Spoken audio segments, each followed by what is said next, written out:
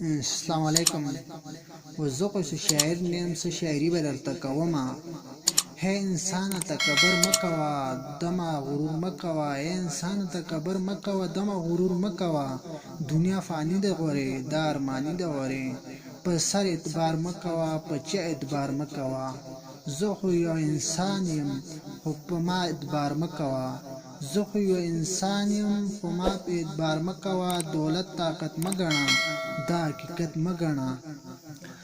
زما خبرې غواړي منافقت مه ګڼه، زما خبرې غواړي منافقت مه ګڼه.